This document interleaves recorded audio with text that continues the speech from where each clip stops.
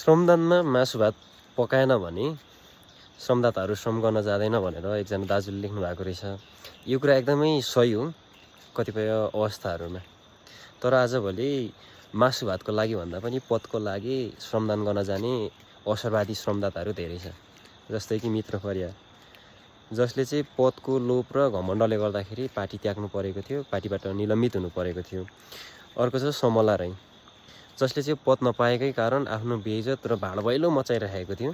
अर्को छ भरत तिवारी, जसले पनि पद नपाएकै कारण पार्टी त्यागेको थियो। अर्को छ निनाचन्द्र राई, जसले पनि पदै नपाएको कारणले गर्दाखेरि पार्टी त्यागेको भन्ने बुझियो।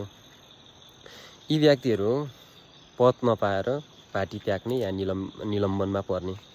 उहाँहरूलाई निलम्बन गर्नुभन्दा पनि घोक्रे ठ्याक र लात लाएर निकालेको भए चाहिँ अझै राम्रो हुने थियो। मस्त जोक मारा रे, या हँस रे हल्कट हँस। र नेपालमा एकजना यस्तो व्यक्ति छ, एकजना मात्रै छ, जो चाहिँ मासु भात खानु नपाएर पार्टी र समर्थन त्याग्ने व्यक्ति, जसको गाउँमा चाहिँ श्रमदान हुँदाखेरि मासु नपकाउने बुझे पछाडि उहाँले पार्टी र पार्टीको समर्थन त्यागेको भन्ने बुझियो। त्यो व्यक्ति हो बिहार दुलाल उर्फ छेपारो भनेर नेपालमा चाहिँ चिनिन्छ है त।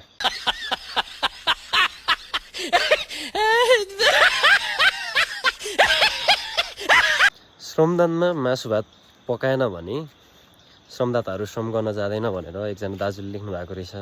यो कुरा एकदमै सही हो कतिपय अवस्थाहरूमा। तर आजभोलि मासु भातको लागि भन्दा पनि पदको लागि श्रमदान गर्न जाने अवसरवादी श्रमदाताहरू धेरै छ।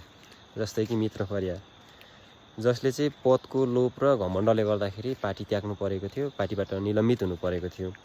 अर्को छ समला राई, जसले चाहिँ पद नपाएकै कारण आफ्नो बेइज्जत र भाडभैलो मचाइरहेको थियो। अर्को छ भरत तिवारी, जसले पनि पद नपाएकै कारण पार्टी त्यागेको थियो। अर्को छ निनाचन्द्र राई, जसले पनि पदै नपाएको कारणले गर्दाखेरि पार्टी त्यागेको भन्ने बुझियो।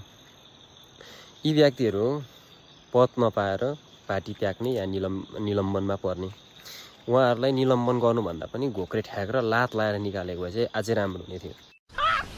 मस्त जोक मारा रे, या हँस रे हल्कट हँस।